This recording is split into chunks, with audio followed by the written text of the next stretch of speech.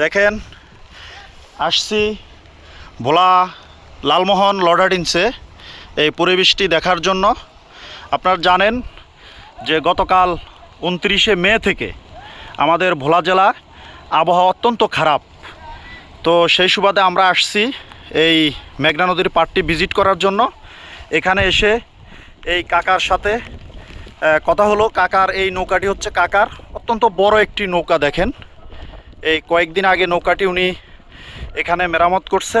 হয়তো 2-1 দিনের ভিতরে উনি এই আমাদের মেঘনা পাড়ি দিত মাছ শিকারের জন্য, কিন্তু ভাগ্যের পরিহাসে ওনার এই নৌকাটি ফেটে গিয়েছে। না এই যে একেবারে এই আপনারা দেখছেন কিনা আমি জানি না, একবারে নৌকাটি ফেটে অবস্থা খুবই খারাপ হয়ে গেছে। এই চাচা, আপনার নাম কি? আমার নাম মোহাম্মদ শাহজাহান। মোহাম্মদ শাহজাহান না? আপনার কি পরিমাণে ক্ষতি হয়েছে মনে করেন? এই পর্যন্ত 1.5 লাখ টাকার কাম করা শেষ। হ্যাঁ, তাহলে ফলে হ্যাঁ 4 লাখ টাকা গেছে। তাই এখন জাল বাইক আছে আর কি, অন্য আবার কাম করে। আবার কাজ করাইতে কি পরিমাণে খরচ হইতে পারে? তো ফাইল বিলে করা যায় না, স্ত্রী করতে গেলা কথা কি বলতে লাগে। ও তাই, এই আবহাওয়াতে তো তাহলে আপনাদের অনেক ক্ষতি হয়েছে। ক্ষতি হয়েছে না? দেন এই যে সিট সব এই দেখেন কাকার মন খুবই খারাপ। আপনার এই উনি খুবই মেশিনের কাম করাইছে, খুবই অবস্থা ওনার খারাপ। আবার নতুন করে কাজ করা লাগবে।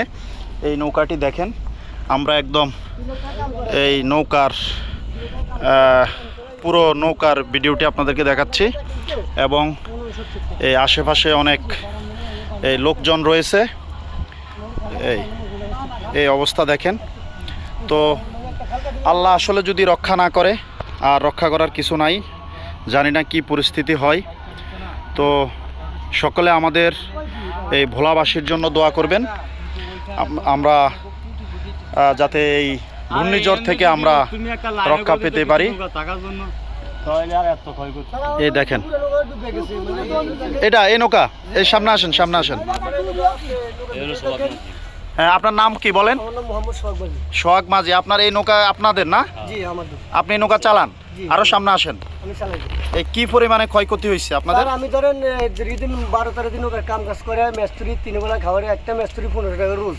হ্যাঁ, আমি 12 দিন কাম কাজ করাইছি নৌকার, 2 লাখ টাকা আর লাগে শেষ করছি। হ্যাঁ, পরে আমি নৌকা ধরেন অগ্রে কইছি আমার সামনে একটা তুফান আছে। হ্যাঁ, আমাদের ভাই আমরা একটা খাল কেটে আমার নৌকাগুলো সব সেভ করে দিই। হ্যাঁ, হ্যাঁ, কারণ ভাই আমরা খাল কাটুন করতেন, এই তো নৌকাগুলো সেভ করে দিছি। কালকে তুফান এসে ধরো আমার নৌকা এই বলকে ফিরে আমার নৌকা ধরো সব মানে পরশু আমার মেশিনের কাজ করাইছি, 20-30 হাজার এখানে শেষ করছি। শেষ করে আমি নৌকা সেভ করে দিছি।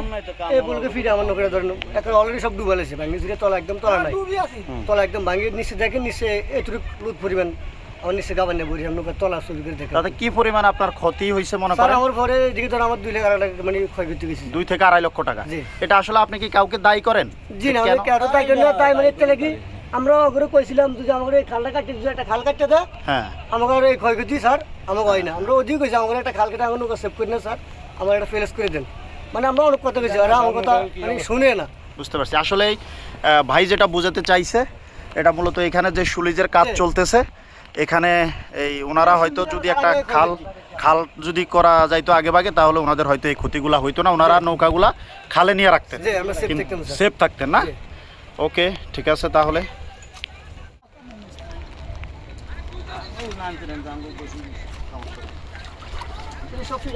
ঠিক আছে, আজকে তাহলে আমরা ভোলা লালমোহন এই লর্ডাডিন্স ইউনিয়নের একদম মেঘনা পাড় থেকে বিদায় নিচ্ছি। দেখা হবে ইনশাল্লাহ কোনো এক ভিডিওতে। আর যারা আমাদের এখানকার জেলে বাইরা রয়েছে, তাদের অবস্থা খুবই খারাপ। আমরা সকলের কাছে দোয়া চাই যাতে আল্লাহ তাআলা আমাদেরকে এই ভোলা সহ পুরো বাংলাদেশকে মহান আল্লাহ তাআলা যাতে রক্ষা করে, এটাই আমাদের মহান আল্লাহ তাআলার কাছে প্রার্থনা। এছাড়া আর কিছুই করার নাই আমাদের।